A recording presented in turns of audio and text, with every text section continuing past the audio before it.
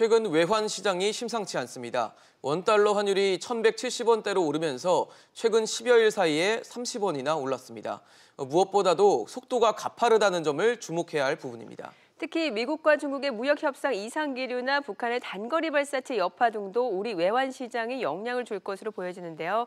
오늘 이슈진단에서는 우리 원화 환율 방향을 전망해보고 이러한 환율 상승세가 우리 경제에 미칠 파장까지 꼼꼼하게 살펴보는 시간 가져보도록 하겠습니다. 한양대 경제금융대학 이정원 교수, 경희사이버대학교 모바일융합학과 최영일 겸임교수입니다. 두 분 어서 오세요. 어서 오십시오. 네, 안녕하세요. 우선 최 교수님께 좀 여쭤보겠습니다. 최근 환율 추이가 심상치 않은데 어떻게 지금 흘러가고 있는 상황인가요? 그러니까 지금 올해 들어와서 1,113원대 정도 가다가 지금 이제 오늘 현재 1,170원을 돌파했습니다. 이게 4월 달에 급상승하고 있는 상황이에요. 특히 이제 이 4월 들어서 급상승하는 이유가 1분기 지나고 나서 확연하게 보여지는데 지난 연말 대비로는 이게 4.6% 정도의 상승폭을 가지고 오는 겁니다. 그러다 보니까 이 추이가 심상치가 않다. 그러니까 무엇보다도 이제 오를 수도 있고 내릴 수도 있는 건데요. 이 사이클 자체가 우리가 흐름을 보면 추세가 나타나지 않습니까? 그래서 이렇다면 우리가 지금 1분기의 경제 실적이 좋지 않잖아요. 그렇죠. 그렇다면 지금 미국은 굉장히 호황입니다. 이런 이제 어떤 그 명암의 대비 때문에 결국은 한 6월 정도 돼서는 이 1,200원대를 돌파하지 않겠는가 하는 이제 우려가 조심스럽게 나오는데 또 이 금융당국의 개입에 따라서 우리가 조금 지켜봐야 되겠죠. 네. 반면에 지금 달러는 강세를 나타내고 있단 말이죠. 이번 환율 변동에는 원화가 약화되고 달러가 강화되는 두 가지 흐름이 공통적으로 나타나 있는데요. 이 지금 달러가 강하다는 것은 지표로 봐도 확연히 알 수 있습니다.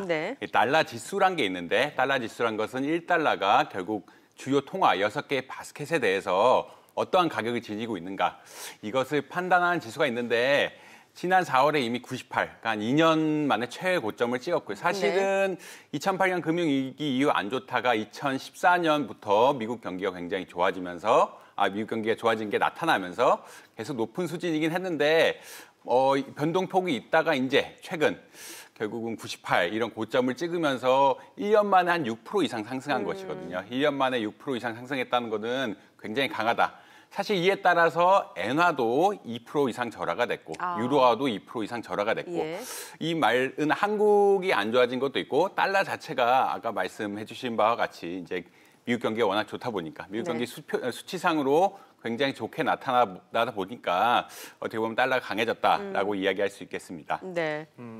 두 분 말씀을 들어보면은 어쨌든 우리 경기가 지금 계속 둔화 조짐을 보이고 있고 그다음 미국 경기는 또 유례없는 호황을 보이는 것이 주요 이유로 꼽히는데 또 다른 이유는 뭐가 없을까요? 그러게요.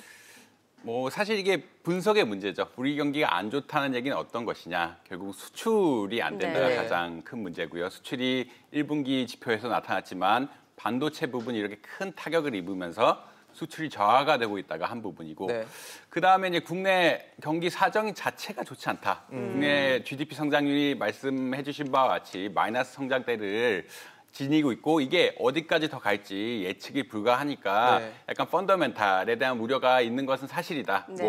이게 아주 나빠진다는 건 아니지만 기본적으로 예상보다는 나빠지는 게 아니냐 이런 우려가 있는 게 사실이고요. 두 번째, 이제 대외적인 요인으로 아까 말씀드린 바와 같이 미국의 요인, 미국의 경기 성장이 예측한 것보다는 더 좋다. 예를 들어서 1분기에 어닝 쇼크가 올 거다라고 많은 사람들이 예측했는데 실제 미국 영업이익을 보니 어닝 쇼크랑 거리가 먼 결과가 나왔거든요.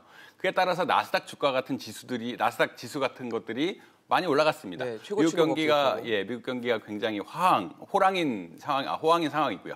마지막 우려되는 부분은 이제 중미 간의 문제가 있죠. 어제 트럼프 대통령이 관세에 대해서 이야기한 것도 있지만 결국 중미 간의 무역 분쟁이 심화되면은 일단 경기의 불확실성이 커지고 경기의 불확실성이 커지면 달러화에 대한 수요가 커집니다. 그다음에 중국의 경기가 나빠지게 될 거고 중국의 경기가 나빠지게 되면은 한국에 굉장히 큰 영향을 미치죠. 한국의 수출을 꽤 많이 차지하고 있으니까요.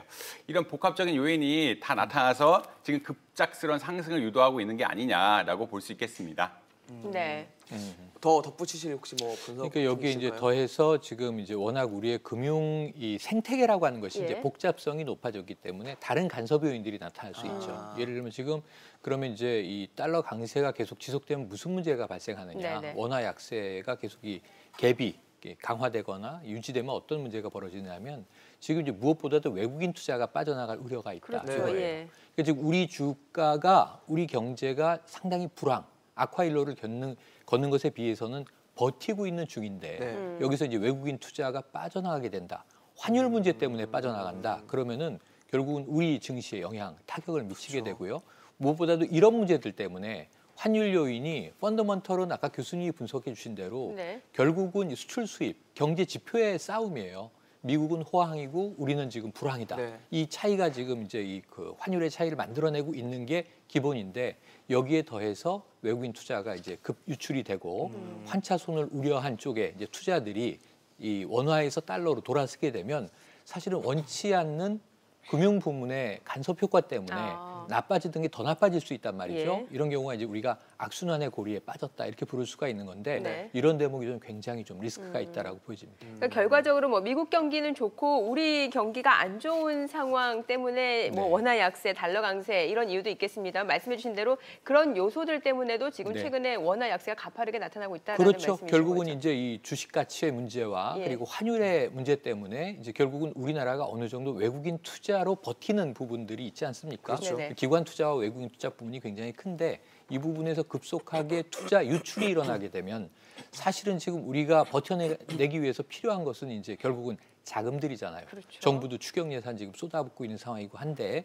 여기서 외국인 투자 요인의 유출 문제 이게 아마 우리나라 금융당국이 지금 가장 고심하는 요인 중에 하나일 것으로 추정이 됩니다. 네, 이런 얘기도 있어요. 전통적으로 5월이 원화 약세의 달이었다라는 이런 시각도 있더라고요. 이게 그 원화 약세라고 표현하면 조금 부정확하고요. 달러 강세의 달, 달러 강세의 달이라고 표현하고 있는데 이게 보면 수치상 보면은 뭐 5월을 계속 보면은 달러가 1.5% 이상 매년 올랐다. 아마 평균적으로 1.5% 이상 올랐다라는 블룸버그 같은 데서 자료를 체크해 보면은 그런 경향성이 발견이 된다. 근데 이유는 뭐냐? 이유는 아직 모르겠다라는 게 사실은 이게 어떤 이슈, 사실 이게 5월에 특정한 이슈가 발생하는 건 아니고요. 특정한 미팅이 있거나 특정한 회의가 있는 건 아닌데 5월에 유달리 미국의 달러가 강세가 지속되고 있다. 어떻게 말하면 이제 학자적으로 말하면 연구의 대상이다. 이게 행동주의적으로 해석을 해야 되느냐, 이게 합리적인 거냐에 대해서 논쟁은 많지만 아직은 행동주의적으로 해석을 해서 행동주의란 것은 사람이 비합리적이다. 이거는 조금 어떻게 해석이 불가능하다라고 볼 수 있는데 5월에는 오르는 경향이 있다 정도로만 확인하시면 될 것 같습니다. 네. 그러면 좀 우려를 할 수도 있다고 봐도 될까요? 근데 5월, 이게 5월에 뭐 엄청나게 많이 오르는 건 아니고 아까 말씀하신 대로 평소보다는 조금 더 오르는 경향이 있기 때문에 이제 이게 어디까지 갈 것이냐, 지금 환율이 1200까지 갈 것이냐, 1200을 넘어갈 것이냐 이런 문제에 대해서 고민하시는 분들이 많은데 경제 전문가들도 그렇고 근데 이게 1200을 넘어갈 것이냐에 대해서는 조금 더 뭐 생각해 볼 문제고 이게 경향성이 있지만 아주 매년 10% 이상 오르는 이런 경향성은 아니기 때문에 특별히 그렇게 크게까지 우려할 상황은 아니다라고 말씀드릴 수 있겠습니다. 뭐 이게 금융시장에서는 자본 유출 가능성을 또 우려할 수도 있는 거고 이게 산업적인 측면에서는 그렇잖아요. 이게 수출 기업이냐 아니면 내수 기업이냐에 따라서도 완전히 희비가 다른 것 엇갈리죠. 같아요. 그래서 첫 번째로 이게 그러면은 이 상태가 지속될 경우에 혹은 이제 원화 강세가 유지되고 우리 이제 원화와의 갭이 계속 커질 경우에 누가 피해를 보고 누가 좀 득을 볼 것이냐. 이건 우리가 이제 분석해야 되는 대목인데요. 우선은 이제 이 득을 본다고 하면 수출업체인데 대미 수출업체가 덕을 보겠죠. 그런데 문제는 이 달러로 결제를 받는 경우. 그런데 문제는 뭐냐면 지금 아까 교수님 진단해 주신 대로 이 근본적인 원인 자체가 수출 악화 때문이에요. 그런데 수출이 악화돼 있는 상태에서 일부 이제 미국에 수출하는 기업들이 달러 강세로 득을 좀 본다 한들 환차익을 조금 더 본다 한들 이것이 우리 경제 전반적으로 큰 플러스 요인은 되지 않는다. 그러니까 이거는 뭐 제가 보기에는 득실을 따지는 게 큰 의미가 없을 것 같고요. 오히려 손실을 보는 업체는 당연히 수입 업체인데 문제는 뭐냐면 내수 경기가 악화된 상황에서 수입 업체들이 힘들어지면 지금 이미 이제 문제가 터지고 있습니다. 여기다가 또 한 가지는 경상수지 악화의 문제가 발생하면서 우리 내부 시장 자체가 상당히 교란될 가능성이 있습니다. 이게 네. 한국은행이 지금 상당히 고심하고 있는 대목이기도 하고요. 네네. 어느 시점에 어느 정도 개입을 할 것이냐. 지금 이 문제는 이미 상당히 이제 한국은행 차원에서는 고민의 단계를 넘어서 뭔가 이제 시나리오 단계에 접어들었다. 이렇게 볼 수 있겠습니다. 네네. 이런 상황에서 또 한 가지는 결국은 이제 우리나라 여행업체들의 타격도 분명히 있겠죠. 그래서 저는 지금 7월에 미국 출장이 예정돼 있는데 네. 벌써 지금 지켜보는 중입니다. 그렇죠. 환율 흐름을요. 앞으로 2달 이후에 1,200원 돌파하면은 상당히 손실이 있겠는데 미리 좀 뭐 이런 준비를, 고민들을 네. 누구나 하는 거죠. 예. 그리고 또 하나는 아까 말씀드린 대로 우리나라 증시의 타격. 이 부분이 전 제일 먼저 좀 이제 고심이 되고 대책이 마련돼야 할 부분이다. 이렇게 생각해 볼 수 있겠습니다. 네. 교수님께서 출장을 말씀하시니까 제가 네. 좀 떠오른 생각은 7월, 8월이 바캉스 휴가철이잖아요. 그래서 문제인데요. 소비자들한테도 영향을 주지 미국령으로 가는 분들이 상당히 많고요. 예를 들면 괌, 하와이부터 시작을 네. 해서 여러 부분에 이제 뭐 캘리포니아 등등 여행 많이들 가시고 그리고 또 꼭 미국으로 가지 않더라도 결국은 이제 달러로 이제 환전해 그쵸. 가시는 분들이 적지가 않은 상황인데 이렇게 보면 상당히 우리나라 여행객들이 환차손을 지금 예상할 수밖에 없는 상황이거든요. 그러면서 상당히 또 이 관광 경기에도 지난 이제 어제까지 대체 휴무에 네. 어찌 보면은 이제 그 5월에는 가장 많은 이제 관광객이 외국으로 나가지 않았습니까? 그렇죠. 그런데 올 여름에는 환율 타격이 있을 것인가? 이것도 조금 고심되는 대목입니다. 네. 뭐 지금 결국에는 뭐 한국은행에서도 지금 예의주시하고 있는 상황이고 네. 정부가 외환시장 개입 가능성도 지금 열어두고 있는 상황인데 일명 이게 스무딩 오퍼레이션 그러니까 시장 개입에 의한 미세 조정을 의미하는데 이게 어찌 됐건 급할 때는 또 분명한 처방이 될 수도 있다는 거잖아요. 예, 정부가 시장에 개입하는 방법은 크게 세 가지 정도로 구분할 수 있습니다. 네. 네. 스무딩 오퍼레이션이 가장 일상적으로 하는 것이고 이 말은 이제 하루에 조금씩 환율 변화를 봐가면서 외환 보유고를 늘리거나 줄이거나 하면서 이제 환율을 방어하겠다라는 게 있고요. 네. 시스템적으로 내가 이 이상의 환율은 넘어가지 않겠다라고 해서 시스템 매도나 매수를 걸어놔서 이상하면 안 된다라는 시장에 적극적인 신호를 주는 경우가 있고 네. 그다음에 시장이 크게 매수나 매도 포지션을 잡으면 반대되는 매수를 하겠다 그러면 내가 달러를 공급해서 충분히 대주겠다. 혹은 달러를 판다 그러면 정부에 사주겠다. 네. 이런 식의 적극적으로 하는 방법이 있는데 스무딩 오퍼레이션은 가장 어떻게 보면 약한 방법이라고 할 수 있겠죠. 시장의 환율이 너무 크게 일단 환율 시장 자체가 변동성이 굉장히 큰데 이것을 미세 조정하면서 너무 크게 올라가거나 너무 작게 떨어지거나 하는 상황을 막아보자 하는 일상적인 대책이고요. 특히나 우리나라 같은 경우는 환율 조작국에 대한 지금 우려가 계속 결부되어 있고 네.